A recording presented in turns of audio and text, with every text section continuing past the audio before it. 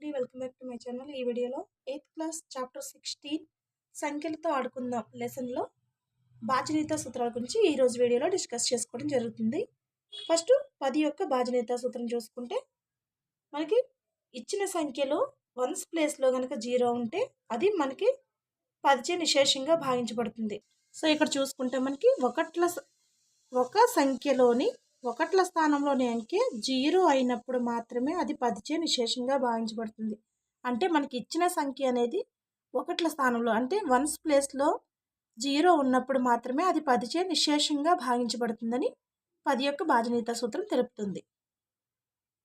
Next 5 యొక్క బాజనీత సూత్రం. 5 యొక్క బాజనీత సూత్రంలో మనకి వన్స్ ప్లేస్లో 5 కానీ 0 కానీ ఈ రెండు ఉంటే అంటే వన్స్ ప్లేస్లో 5 ఉండొచ్చు లేదా 0 ఉండొచ్చు. ఈ రెండిట్లో ఏదో ఒకటి ఉన్నప్పుడు ఇచ్చిన సంఖ్యలో అది 5చే నిశేషంగా భావించబడుతుంది.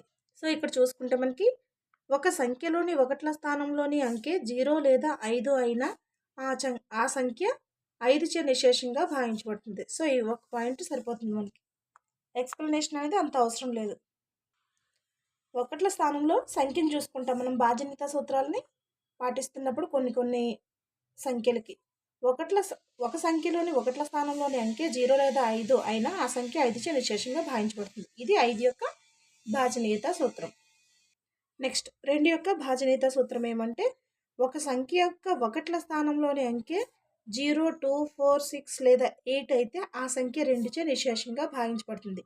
అంటే 2 యొక్క బాజనీత సూత్రంలో మనకి వన్స్ ప్లేస్లో 0, 2, 4, 6, 8 ఇవి ఉంటే అది 2చే నిశేషంగా భావించబడుతుంది. 9 మరియు 3 యొక్క బాజనీత సూత్రాలు. 9కి 3కి కూడా మనకి బాజనీత సూత్రం అనేది ఒకటే రూల్ వర్తిస్తుంది. సో దానికి ఏంటంటే ఇచ్చిన సంఖ్య అనేది మనకి టోటల్ చేసినప్పుడు 3తో డివిజిబుల్ అవుతే అది 3తోనే డివిజిబుల్ అవుతుంది, 9తోనే డివిజిబుల్ అవుతుంది. ఇక్కడ చూడండి పాయింట్స్ ఇచ్చారు. ఒక సంఖ్య n అనుకుంటే 9చే భాగించబడాలంటే దాని అంకెల అన్నింటినీ మొత్తం అంటే ఇది ఒక సంఖ్య n అనుకుంటే ఇది ఫర్ ఎగ్జాంపుల్ 18 ఉంది. ఈ 18 అనేది ఒక సంఖ్య అనుకుంటే 9చే భాగించబడాలంటే దాని అంకెల మొత్తం 9చే భాగించబడాలి. అంటే అంకెల మొత్తం అంటే ఎంత 1 + 8 = 9. 9చే భాగించబడాలి. లేనట్లయితే అది 9చే భాగించబడదు. అంటే 3తో భాగించబడేవన్నీ 9తో భాగించాలని కాదు, కానీ 9చే భాగించబడేవన్నీ కూడా 3తో భాగించబడతాయి. సో మనకి ఇక్కడ ఒక సంఖ్య n అంటే n అనే సంఖ్య 9చే భాగించబడాలంటే దాని అంకెలో అన్నింటి మొత్తం 9చే భాగించబడాలి. లేనట్లయితే అది 9చే భాగించబడదు.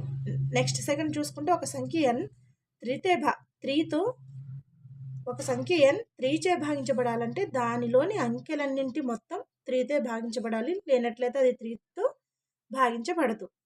ఇచ్చిన సంఖ్య మనకి ఇక్కడ ఏమి ఇచ్చారు, 3576 ఇచ్చారు. 3576 అనేది 3చే భాగించబడినప్పటికీ 9చే భాగించబడదు. అందువలన ఈ 2 రూల్స్ చెప్పారు. ఎందుకని ఇక్కడ 18 ఉంది. 18 అనేది 9చే భాగించబడుతుంది, 9చే భాగించబడుతుంది, 3తో కూడా భాగించబడుతుంది. 6 ఉంది. 6 అనేది 3తో భాగించబడుతుంది కానీ 9తో భాగించబడదు. సో ఆ విధంగా ఈ సంఖ్యను తీసుకుంటే చెప్పొచ్చు. అంటే టోటల్ చేసినప్పుడు 3576 ఉంది. ఇది టోటల్ చేస్తే ఎంత వస్తుంది, 3 + 5 + 7 + 6. 3 + 5 అంతా 8. 8 + 7 అంటే 15. 15 + 6 అంటే 21 వచ్చింది. 21 అనేది 3తో భాగించబడుతుంది కానీ 9తో భాగించబడదు. సో అలా చూసుకున్నప్పుడు మనకి ఈ 2 రూల్స్ని అప్లై చేసుకోవాలి.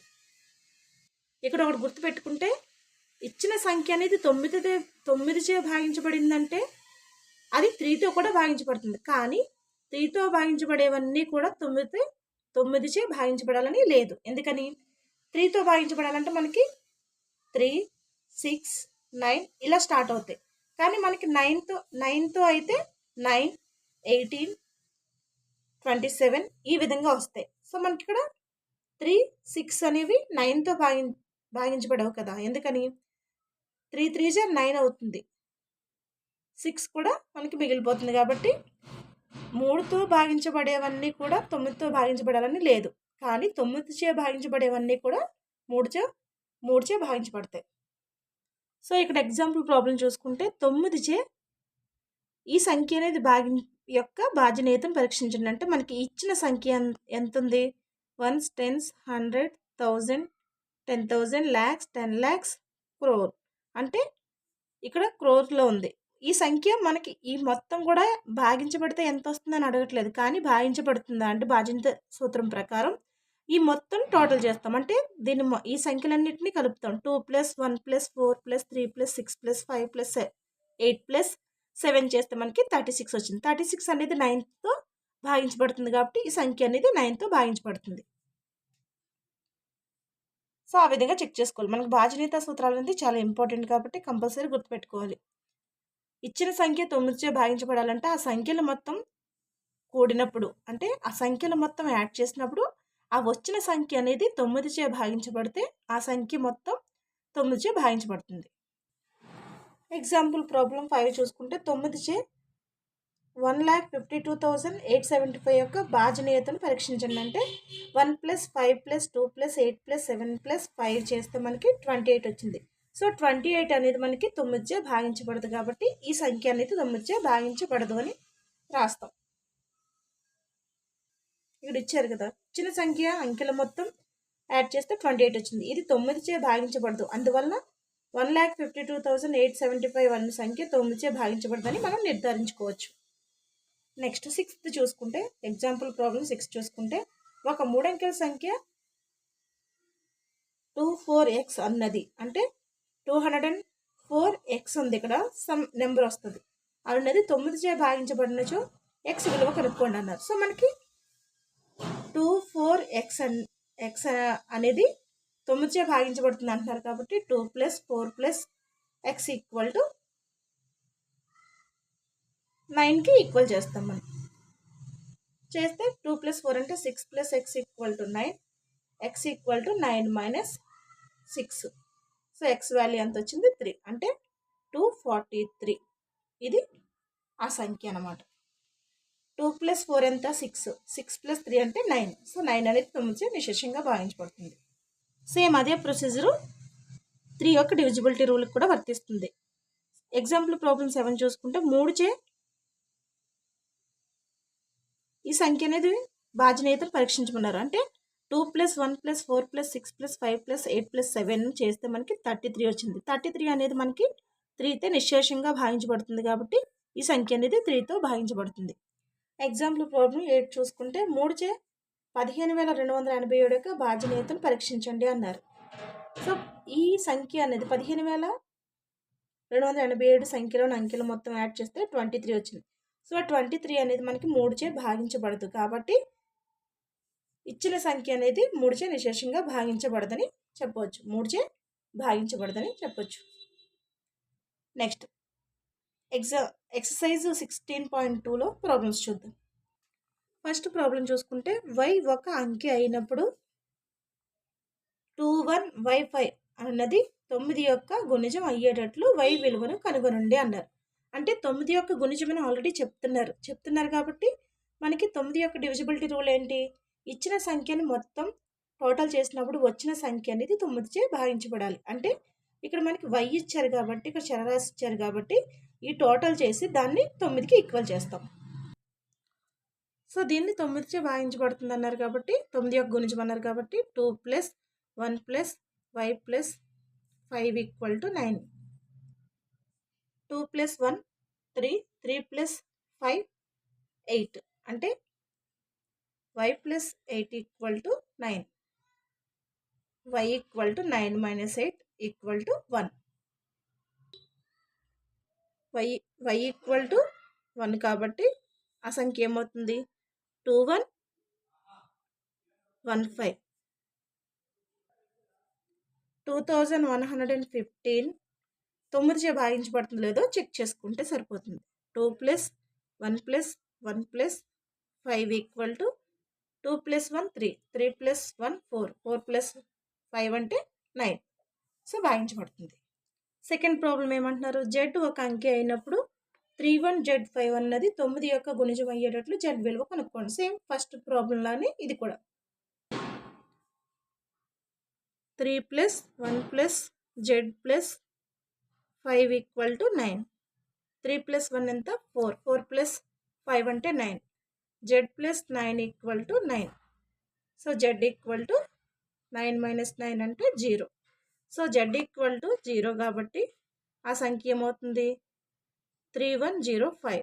దీన్ని మనం టోటల్ చేసినప్పుడు 3 + 1 + 0 + 5 = 9. సో 9 భాగించబడుతుంది. నెక్స్ట్ థర్డ్ ప్రాబ్లం చూసుకుంటే x ఒక అంకె అయినప్పుడు 24x అన్నది 3 యొక్క గుణిజం అయ్యేటట్లు x విలువను కనుగొనండి అన్నారు. సో ఇక్కడ ఏమంటున్నారంటే వివరణ ఇచ్చారు.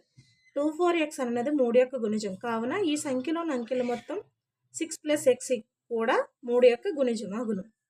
కనుక 6 + x అనునది 0, 3, 6, 9, 12, 15, 18లలో ఒకటి కావలను. కానీ x అనునది ఒక అంకె అయినందువల్ల అంకె అంటే ఏంటి ఓన్లీ 1 డిజిట్ అలా ఉంటే అది అంకె, 2, 3, 4 అలా ఉంటే అది సంఖ్య అవుతుంది. 6 + x = 6 లేదా 9 లేదా 12 లేదా 15 కావచ్చు. అందువల్ల x = 0 లేదా 3 లేదా 6 లేదా 9 అగును. కావున xకు ఏవైనా 4 విభిన్న విలువలు ఉండవచ్చు. విభిన్న విలువలు అంటే మనకి ఇక్కడ x వాల్యూ ఎంత అవుతుంది 0, 3, 6, 9. ఇవి ఈ విలువల్లో ఏ విలువైనా అయి ఉండవచ్చు అని చెప్తున్నారు. x = 0 వేస్తే ఎంత అవుతుంది 240 అవుతుంది. 240 అనేది కూడా 3 యొక్క గుణిజం అవుతుంది. నెక్స్ట్ x = 3 వేస్తే 243 అవుతుంది. అది కూడా 3 యొక్క గుణిజం. 6 వేస్తే 6 కూడా మనకి 3 యొక్క గుణిజం. 246 అనేది 3 యొక్క గుణిజం. 249 అనేది కూడా 3 యొక్క గుణిజం. సేమ్ ఫోర్త్ ప్రాబ్లం కూడా సేమ్ అంతే. Z ఒక అంకె అయినప్పుడు 31Z5 అన్నది 3 యొక్క గుణిజం అయ్యేటట్లు Z విలువ ఏమై ఉండవచ్చు అంటే Z = 0, 3, 6, 9 ఈ విలువలు అయి ఉండవచ్చు. అంటే 4 విలువలు అవుతాయంటే ఇందులో ఏదో ఒకటి మనం తీసుకున్నప్పుడు అది 3 యొక్క గుణిజం అవుతుంది. సో ఇక్కడితో 16th చాప్టర్ అనేది కంప్లీట్ అయింది. ఈ వీడియో కనుక మీకు నచ్చితే లైక్ చేసి సబ్స్క్రైబ్ చేయండి. వీలైతే షేర్ చేయండి. Thank you.